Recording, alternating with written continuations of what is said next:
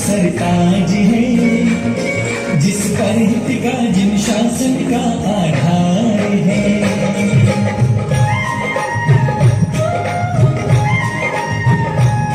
84 लाख मंत्रों का जो सरताज है, जिस पर हित का जिन शासन का आधार है। 84 लाख मंत्रों का जो सरताज है, जिस पर हित का जिन शासन का आधार है। हर एक जन को जिससे सच्चा प्यार है, हर एक जन को जिससे सच्चा प्यार है। रमकार है, रमकार है। 84 लाख मंत्रों का जो सरताज है, जिस पर हित का जिन शासन का आधार है। मित्र जिंदत, तुम सुबह सुबह रोजाना कहाँ चले जाते हो? मित्र सोमदत्त, मेरे पास यह आकाशगामिनी विद्या है, जिसके माध्यम से मैं आकाश में विचरण करता हूँ। जहाँ चाहे वहाँ जा सकता हूँ। मित्र, मुझे भी ये चमत्कारी शक्ति चाहिए। मुझे भी बताओ ना, ये विद्या कैसे प्राप्त हो सकती है? अरे मित्र, यह तो बहुत ही सरल है। बस तुम्हें नमोकार महामंत्र पर पूर्ण श्रद्धान होना चाहिए। पर मुझे क्या करना होगा मित्र? मित्र, आपको नमोकार मंत्र का श्रद्धा पूर्वक जाप करते हुए रस्सी से बने एक सीके पर बैठना होगा। उसके नीचे कटीले पैने औजार होंगे, पर तुम बिल्कुल मत डरना। बस नमोकार मंत्र पर विश्वास रखना। तुम्हें धीरे धीरे झूले की एक एक रस्सी को काटना है। जैसे ही अंतिम रस्सी को काटोगे, तुरंत तुम्हें यह विद्या प्राप्त हो जाएगी और तुम्हें कोई हानि भी नहीं होगी। ठीक है मित्र। सोमदत्त सारी व्यवस्था कर लेता है। अंधेरी रात के सन्नाटे में कभी सीके पर चढ़ता है, कभी उतरता है, कभी सीके पर बैठता है तो कभी नमोकार मंत्र जपता है, पर रस्सी काटने की हिम्मत नहीं कर पाता। अब दूसरी तरफ ये कौन है जो दिखाई नहीं दे रहा है? अरे ये तो अंजन चोर है, जो ऐसा अंजन लगाता है जिससे अदृश्य हो जाता है। अरे ये तो किसी का हार चुराकर भाग रहा है और राजा के सैनिक इसके पीछे पीछे भाग रहे हैं।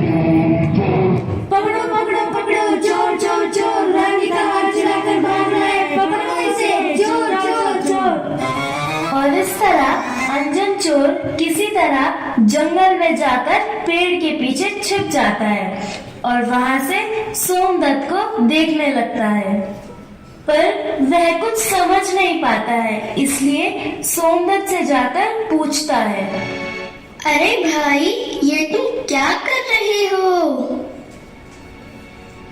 मैं तो आकाश में उड़ने वाली विद्या को सिद्ध करने का प्रयास कर रहा हूँ।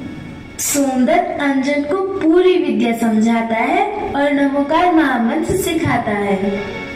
अरे भाई, मुझे तो बहुत डर लग रहा है। मैं तो चला अपने घर। प्राण बचे तो लाखों पाए, लौट के बुद्धू घर को आए। सोमदत्त तो वहाँ से चला जाता है, लेकिन अंजन चोर सोच में पड़ जाता है। मृत्यु तो निकट ही है मेरे। राजा के सैनिक मुझे पकड़कर जेल में डाल देंगे, और वैसे भी सेठ जिंदत तो पक्के जिंदरमी हैं। उन्होंने जो कुछ कहा होगा वो सही ही कहा होगा। वे कभी झूठ नहीं बोल सकते। मुझे उनके मंत्र पर पूर्ण श्रद्धा है। अंजन चोर पेड़ से बंधे सीके पर बैठ जाता है। नमोकार मंत्र जपने का प्रयास करने लगता है, पर उसे मंत्र याद नहीं आ रहा था। वह सोचने लगता है कि वह क्या मंत्र था। नमो आनम नहीं, ओम नमो तानम नहीं, क्या था याद ही नहीं आ रहा। याद आया आनम तानम अनम, अरे नहीं, आनम तानम कछु न जानम, श्वेत वचनम परमानम, आनम तानम कछु न जानम, श्वेत वचनम परिमानम। अंजन चोर जैसे ही अंतिम रस्सी काटता है, तुरंत आकाश कामिनी विद्या प्रकट हो जाती है। अंजन चोर नीचे कटीले पहले उजारों पर गिरने के बदले बीच में ही विद्या देवी आकर उसे बचा लेती है। मंत्र के प्रति तुम्हारी अकाट्य श्रद्धा होने के कारण तुम्हें आकाश कामिनी विद्या सिद्ध हो गई है। अब आकाश मार्ग से तुम जहाँ चाहो वहाँ जा सकते हो। तो मेरे लिए क्या आदेश है? जिन भगवान के दर्शन करने वे श्वेत जिंदत जाते हैं, मुझे भी उन्हीं भगवान के दर्शन करने जाना है। विद्या, मुझे ले चलो। विद्या सिद्ध करने के बाद अंजन चोर विचार करने लगता है। मैंने तो जैन धर्म के मंत्र को अशुद्ध व अधूरा पढ़ा, फिर भी मुझ जैसे चोर को ये विद्या प्राप्त हो गई, तो वह जिन धर्म कितना महान होगा, उसका स्वरूप कितना पवित्र होगा। यह विचार कर वह चोर मेरू पर्वत पर आकाशकामिनी विद्या के द्वारा जा पहुंचा। जिंदत सेठ उस समय वहां पर मुनिवरों के उपदेश सुन रहे थे। अंजन चोर ने उनका बहुत उपकार माना और अपने पूर्व पापों का पश्चाताप कर जिन धर्म अंगीकार करके मुनिराज से दीक्षा ग्रहण की।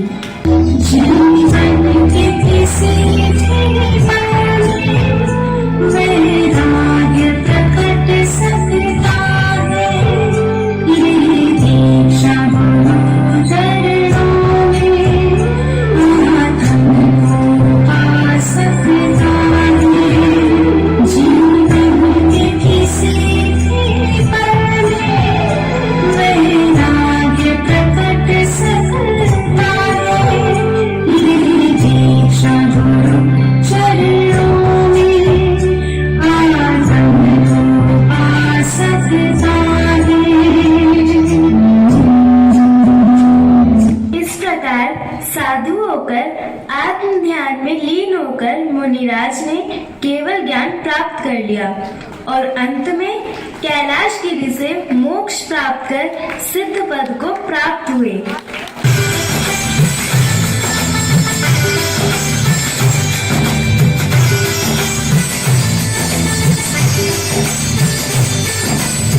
ओम नमो अरिहंताय, ओम नमो सिद्धाय, ओम नमो नमो